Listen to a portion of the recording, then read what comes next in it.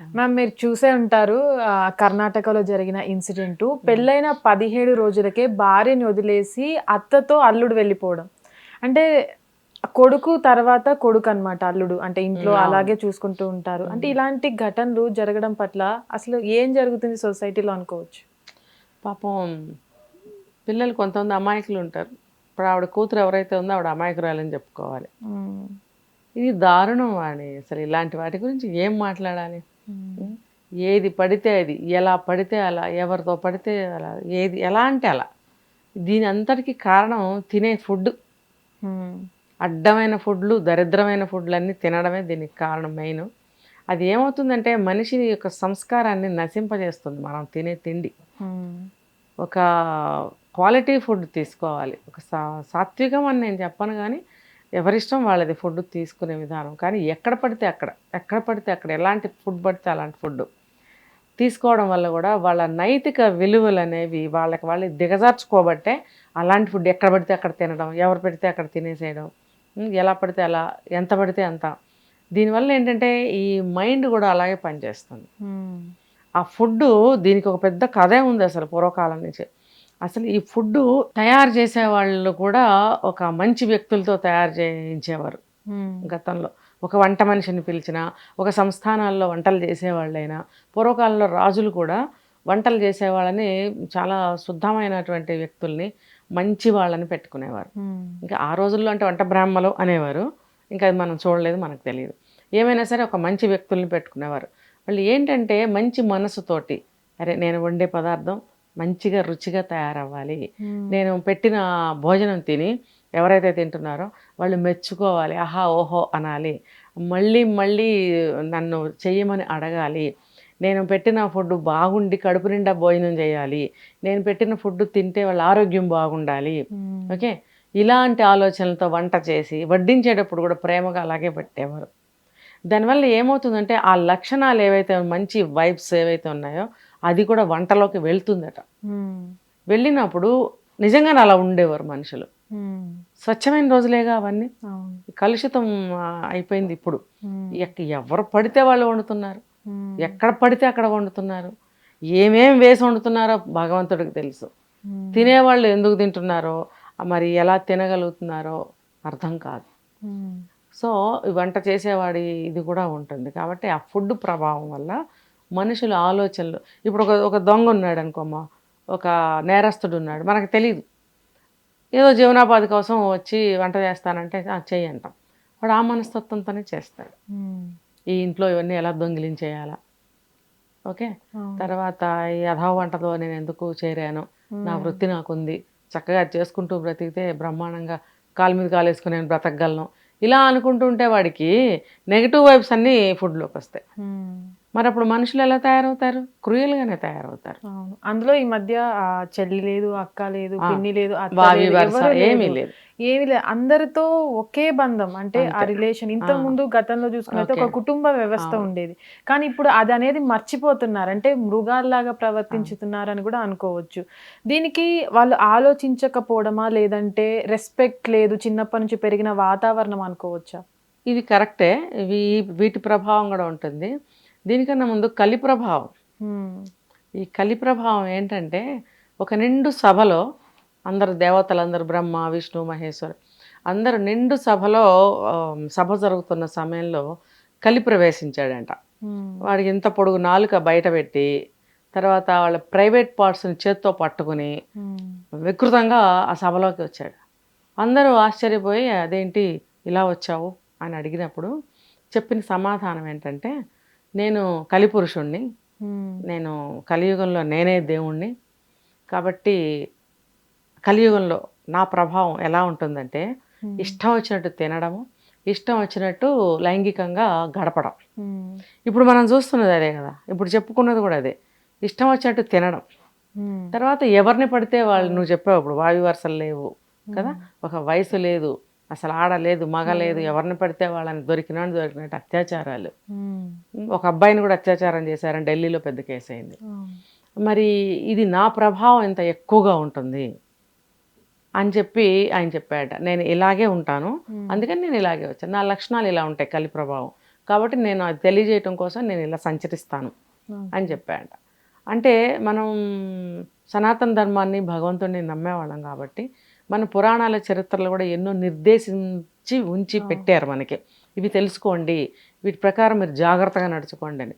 అంటే వీళ్ళు ఏం చేస్తున్నారంటే మంచిని పక్కన పెట్టేసి చెడుని స్వీకరిస్తున్నారు. ఇప్పుడు నేను చెప్పాను కదా కలి ప్రభావం అని, కలి ప్రభావం కాబట్టి మేము ఎలా ప్రవర్తిస్తున్నాం, అంతే, మా తప్పేం లేదు అని అనుకునే మూర్ఖులు కూడా ఉంటారు కదా. దీనికి రెమెడీ కూడా కలి చెప్పాడు.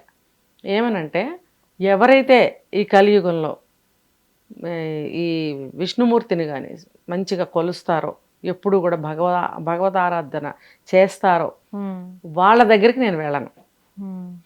ఎవరైతే చేయకుండా విచలవిడిగా ఈ ప్రకారంగా ఉంటారో నేను వాళ్ళ దగ్గరే ఉంటాను. నేను ఎక్కువ ఇవి చేయించడానికే ఉంటాను. నేను ఏమంటారు, ఇన్స్పైర్ చేస్తూ ఉంటాను. నేను వాళ్ళలో ప్రవేశించి ఈ చెడు చెయ్యి, ఈ చెడు చెయ్యి, ఇది తిను, అది తిను అని నేను ప్రేరేపిస్తూ ఉంటాను. అయినా కూడా లొంగకుండా ఎవరైతే భగవద్భక్తిలో ఉంటారో, కొలుస్తారో భగవంతుడిని, వాళ్ళ జోలికి నేను వెళ్ళను.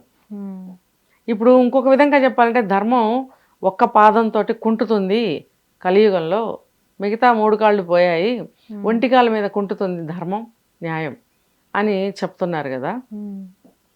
చెప్తున్నప్పుడు ఎందుకు జరుగుతుంది ఇలాగా? ఇంకా కొంతమంది అంటే 25% పీపుల్ మంచిగా ఉన్నారు, భక్తిలో ఉన్నారు, ఒక ధర్మంగా న్యాయంగా ఉన్నారు కాబట్టి ధర్మం ఇంకా ఒక కాలు మీద ఎలాగోలా కుంటుతోంది.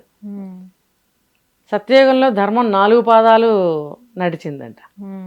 తర్వాత కృతయుగంలో కూడా బాగానే నడిచింది. అప్పుడు బంగారపు ద్వారాలతోటి ఉండే గోడలతోటి ఉండేదంట అంతా ఆ ప్రాంతం అంతా.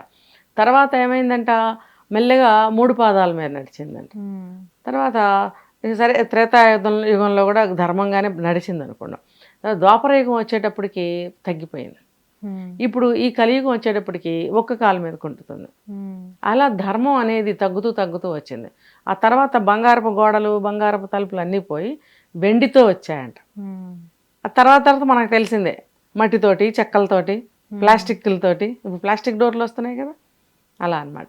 అంటే మీరు ఇప్పుడు అన్నట్టు చాలా మంది దేవుణ్ణి నమ్మక, అంటే ఆ భక్తి లేక, చాలా మంది అంటే భక్తి ఉండాలి, దాంట్లో ఉన్న మంచి మార్గం ఎంచుకోవాలి చాలా మంది కూడా. అంటే ఒక రాముణ్ణి చూసినప్పుడు అరే ఇంత మంచిగా ఉండాలి మనుషులతోటి, భార్యని ఎట్లా చూసుకోవాలి, తమ్ముడిని ఎలా చూసుకోవాలి అనేది మనం నేర్చుకోవాలి రాముడి నుంచి. కానీ ఈ మధ్యకాలం జరిగే సంఘటనలలో ధర్మాన్ని నమ్మే వాళ్ళే ఎక్కువ ఉంటున్నారు, అంటే దేవుణ్ణి నమ్మే వాళ్ళే ఎక్కువ ఉంటున్నారు ఇట్లాంటి వాటిల్లో. అంటే గుడి కన్నా బడికి వెళ్ళకపోవడం వల్లే ఇలాంటివి జరుగుతున్నాయి అనుకోవచ్చు కదా. బడికి వెళ్తున్నారు, గుడికే వెళ్ళట్లేదు. బడికి వెళ్ళిన వాళ్ళలో కొంచెమైనా జ్ఞానం ఉంటుంది, కానీ ఎవరైతే ధర్మాన్ని నమ్ముకుంటున్నారో వాళ్ళు ఇట్లాంటి వాళ్ళలో చాలా వరకు ఉంటున్నారు. అవును, అది కూడా ఇప్పుడు మనకి చాలా నువ్వంటున్నావు చిన్నపిల్లవి, ఒక 25% ఒక పాదమే నడుస్తుంది. ఆ ఒక పాదంతోనే ఇలా ఉన్నారంటే ఇంకా ఎక్కువ శాతం నడుచుకున్నారు అంటే ధర్మ మార్గంలో ఇంకా ఎంత బాగుంటుందో కదా. ఇప్పుడు 25% పూజలు చేసేవాళ్ళు, హోమాలు చేసేవాళ్ళు, గుళ్ళు స్థాపించి గుళ్ళల్లో పూజలు చేసేవాళ్ళు, పూజారులు కానీ మామూలు వ్యక్తులైనా సరే ఎవరైతే భక్తి మార్గంలో ఉంటారో వీళ్ళందరూ కూడా ఈ చాలా మందిలోకి వస్తారు. ఇంకా ఈ మాత్రం వర్షాలు పడుతున్నాయి, ఇంకా ఈ మాత్రం ఎక్కడన్నా గుడి కడుతున్నారు, అలాంటి వాళ్ళు ఎవరైనా కొంచెం విరాళం ఇస్తున్నాము అంటే ఈ ధర్మ మార్గంలో 25% నడవబట్టి, ఈ పుణ్యం మనల్ని నడిపించబట్టి ఆ మాత్రం నడుస్తుంది. ఇది అందుకే కదా ఇప్పుడు ప్రచారం అనేది చెయ్యాలి. హిందుత్వము లేకపోతే భక్తి మార్గము లేకపోతే ఒక ధర్మ మార్గము, ఒక న్యాయమైనటువంటి పద్ధతి, ఇవన్నీ అలవాటు చేసుకోమని ఎందుకు గొడవలు చేస్తున్నారు, ఉద్యమాలు చేస్తున్నారు. మరి సాధువులు వీళ్ళందరూ ఎంత ఉద్యమాలు చేస్తున్నారు పాపం వాళ్ళు. మరి వాళ్ళకే పట్టిందా, ఇంకెవరికి వద్దా? ప్రతి ఒక్కడి బాధ్యత కదా. ఇప్పుడు మనకు తెలుసు కలిపురుషుడు ఇలా చేస్తున్నాడు, కలియుగం ఇలా అయిపోయింది, కలియుగం ఏం చేస్తాం అని ప్రతి ఒక్కళ్ళు తెలుసు. ప్రతి ఒక్కళ్ళు అనుకుంటున్నప్పుడు నువ్వెందుకు ట్రై చేయవు కొంచెం ఆ మార్గంలోకి అలా వెళ్దామని? అందుకే కలి చెప్పాడు, ఎవరైతే ధర్మ మార్గంలో భక్తి మార్గంలో ఉంటారో, అంటే నువ్వు ఎంత ఎదవైనా నేను ప్రేరేపించినా నువ్వు ఆ పద్ధతిలో చెడు మార్గంలో ఉన్నా కొంచెం అటు వెళ్ళి ప్రయత్నించి చావు, అప్పుడు నా కలి ప్రభావం తగ్గిస్తాను అనే కదా నా అర్థం. మరి అక్కడ ఆయన చెప్పినప్పుడు ఇదెందుకు పాటించరు? ఈ 2 విధాలుగానే ఎందుకుంటున్నారు? తాగటము, అత్యాచారాలు చేయటం, తిండి తింటాలు, అత్యాచారాలు చేయటాలు, ఈ 2 విచ్చలవిడిగా ఉండబట్టి మనిషి మదించిపోయి, ఈ మైండ్ మందగించిపోయి ఎలా పడితే అలా ప్రవర్తించడానికి కారణాలు. ఇప్పుడు మనం అది పక్కన పెట్టిన కలిపురుషుడని ఎలా పడితే అలాగా తిండి తిని ఎలా పడితే అలా ప్రవర్తించడం వల్ల కూడా మనం ధర్మ మార్గం తప్పుతున్నాం, విచక్షణ కోల్పోతున్నాం. ఏది మంచి ఏది చెడు. నీకు పెళ్ళి అనేది ఒకటి చేశారు కదా, చేసినప్పుడు నువ్వు ఆ మార్గంలో ఎందుకు ఉండట్లేదు? అది ధర్మ మార్గం. నీకు ఒక జాబ్ ఉంది, అక్కడ జాబ్ చేస్తావు, అక్కడ జీతం ఇస్తారు, అది ధర్మ మార్గం.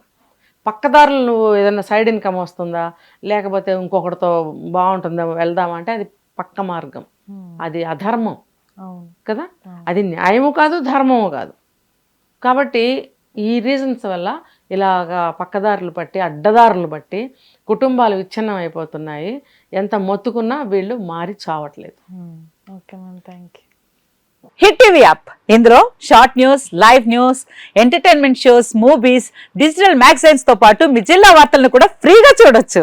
ఇంకెందుకు ఆలస్యం, వెంటనే హిట్ టీవీ యాప్ ని డౌన్లోడ్ చేసుకుని ఫ్రీగా ఎంటర్టైన్మెంట్ పొందండి. Hit TV app. Hit TV app. Please download hit TV app. Hit TV యాప్ని ఫ్రీగా డౌన్లోడ్ చేసుకొని ఎంజాయ్ చేయండి. మీకు నచ్చిన ఎంటర్టైన్మెంట్ కోసం హిట్ టీవీ యాప్ ని ఫ్రీగా డౌన్లోడ్ చేసుకొని ఎంజాయ్ చేయండి. హిట్ టీవీ యాప్ని డౌన్లోడ్ చేసుకుని ఆస్వాదించండి, ఆశీర్వదించండి. ఇంతమంది సెలబ్రిటీలు హిట్ టీవీ యాప్ ని డౌన్లోడ్ చేసుకోండి అని చెప్తున్నారంటే ఎంత మంచి యాప్ ఆలోచించండి. అమెరికా అమెరికా అమెరికా అమెరికాలో చదవాలనుకునే వాళ్ళకి విశ్వసనీయమైన పేరు మన శౌర్య కన్సల్టెన్సీ. UK లో 1 year masters. UK లో 1 year masters. 2 years work permit up to 5 years visa. Contact Saurya Consultancy. Contact 89851 89851.